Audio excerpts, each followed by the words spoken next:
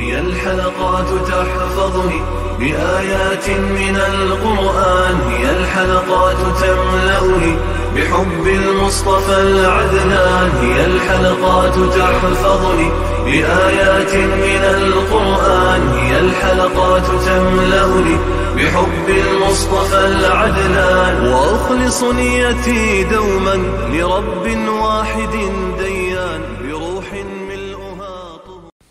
Sure Nesr tefsiri 1. ayetten başlayıp okuyayım inşallah. Bismillah, elhamdülillah, salatu vesselamu ala Resulillah. Esselamu aleyküm ve rahmetullahi ve berekatuhu. Tüvende dehtanlığa İbn Kesir rahimahullah'ın Kur'an-ı Kerim tefsiri Uygurca tercümesi Nesr suresi 1. ayetinden başlayıp okuyayım inşallah. Ba'de billahi mineşşeytanirracim. Sure Nesr Medine'de nazil bolgan 3 ayet. Sure Nesr'nin fazileti doğrusida. Yuqorida Sure Nesr'nin Qur'anning 4dan 1ga barabar keladiganligi ve Sure Zelzele'nin mu Qur'anning 4dan 1ga barabar keladiganligining bayoni so'zlandi. İmam Nasa'i Ubeydullah ibn Abdullah ibn Utba'nın mundaq deganligini rivoyat qildi. İbn Abbas bana ey İbn Utba, sen Kur'an'ın içinde en ahırda düşken sürünü bilemsen dedi. Men bilimen. O Allah Teala'nın yardımı ve galibisi kelgen degen sürüdür. Yani Nesr sürüsüdür dedim. İbn Abbas doğru ettin dedi. Bismillahirrahmanirrahim. Nihayeti şefkatlik ve mihriban Allah'ın ismi bilen başlayayım. Allah'ın yardımı ve galibisi kelgen ve Allah'ın diniga kişilerinin top bulup kirgenlikini köygününde Rabbinge tesbih etkin, hamdi etkin ve onundan mağfirettiligin. Allah hakikaten tevbini bek kubul kılgıcıdır. Bu surenin Peygamber aleyhisselamның ömrünün ahırlaşkanlıqıdan haber bergenlik doğrusida. İmam Bukhari İbn Abbas'ның mundaq degenligini rivayet kıldı. Ömer meni qishiga Bedir urushiga qatnashgan cho'ng sahobalar bilan birga kirgizatdi. Bu ishdan ba'zi sahobalarning ochiq kelgandek qilib, bizning buning yeshida bolalarimiz tursa, bizning bolalarimizni kirgizmay, nima uchun buni biz bilan birga kirgizdi dedi. Ömer radhiyallohu anhu u bo'lsa sizlar kimligini biladigan kishilardandir dedi. Bir kuni Ömer radhiyallohu anhu ularni chaqirtib, menimi ular bilan birga kirishga buyurdi. Bugun Ömerning meni chaqirishiga maqsadi mening qandoqligimni ularga bir ko'z tutib qo'yish uchunmikin deb o'yladim. Ömer ularga: sizlar Alloh taolaning Allah'ın yardımı ve galibisi kelgen degan suresini qandoq tushunasizlar dedi.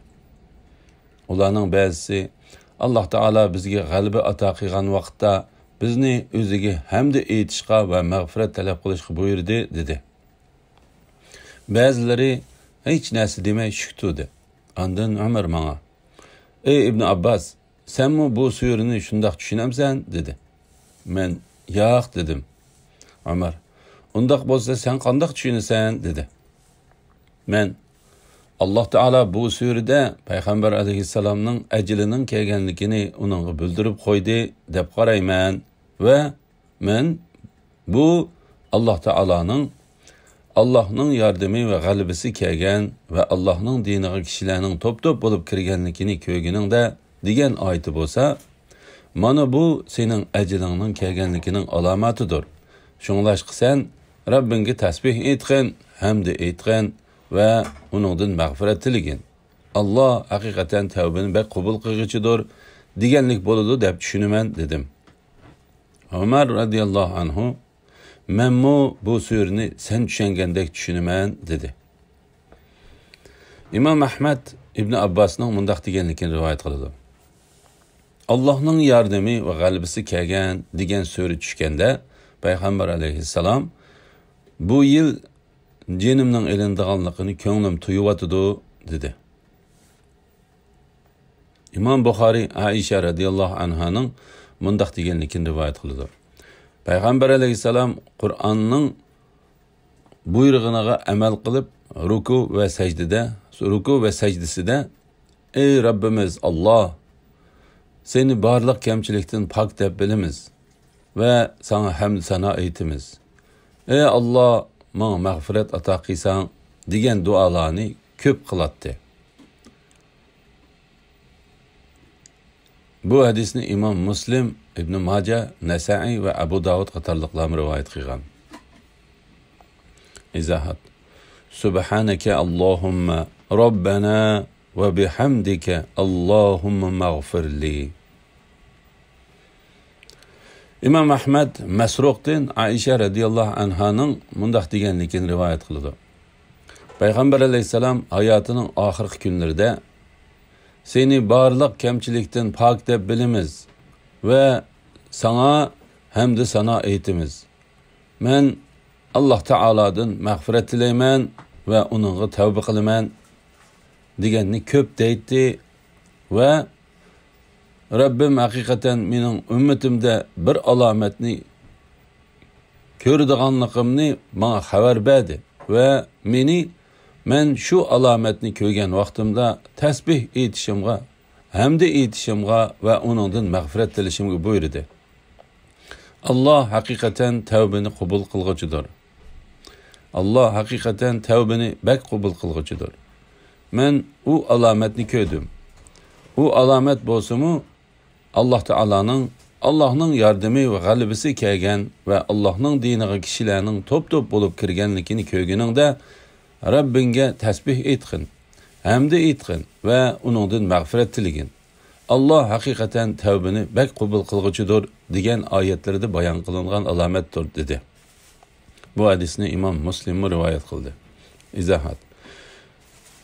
Subhanaka Allahumma ve bihamdika astaghfirullah ve atubu ileyh. Hamma olimlarning qarashicha oyatda bayon qilingan Alloh taolaning g'albisidan Makkaning fathi qilinish ko'zda tutiladi. Chunki arab qabilalari islomga kirish uchun agar Muhammad haqiqiy payg'ambar bo'lsa, o'z qavmining ustidan g'alaba qiladi deb Makkaning fathi bo'lishini kutib turadi. Alloh taolo payg'ambar alayhisalomga Makkani fathi qilib berganida ular Allohning diniga top-top bo'lib kirdi. 2 yil ichida islom dini arab yerim oralining hamma yeriga umumlashib bo'ldi. Va arablarning boshqa qabilalarining ichidami islom diniga kirmagan odam qolmadi. Alloh taologa ko'p hamd sanolar bo'lsin. İmam Buxoriy Amr ibn Salamaning mundaq deganligini rivoyat qildi. Makka fathi bo'lgan edi. Har bir qabila islom diniga kirish uchun payg'ambar alayhisalomning qishig'i berishga oldirashdi. Chunki arab qabilalari Muhammad bilan uning qavmining ishiga aralashmanglar. Agar Muhammad haqiqiy payg'ambar bo'lsa, o'z qavmining ustidan g'alaba qiladi deb islom diniga kirish uchun Makkaning fathi bo'lishini kutib turadi. Biz Makkani fathi qilish uchun elib berilgan urush haqida tarix kitoblarimizda to'xtaldik. Bu vaqtda izlanishni xohlovchilar shu kitoblarga murojaat qilsin. Alloh taologa ko'p hamd sanolar bo'lsin. İmam Ahmad Abu Ammardan Jabir ibn Abdullahning qo'shnisining mundaq deganligini rivoyat qildi. Men bir safardan qaytib keldim. Jabir ibn Abdullah mendan hardiq so'rab qishimga kiribdi. Men uningga kishilarning guruh-guruhga bo'linib ketganligidan va ular paydo qilgan ishlardan so'zlab berdim. Shuning bilan Jabir ibn Abdullah yig'lab ketdi va ozdan keyin men payg'ambar alayhisalomning haqiqatan kishilar Allohning diniga top-top bo'lib kirdi va az zamandan keyin uningdan top-top bo'lib chiqib ketdi deganligini anglagan edim dedi.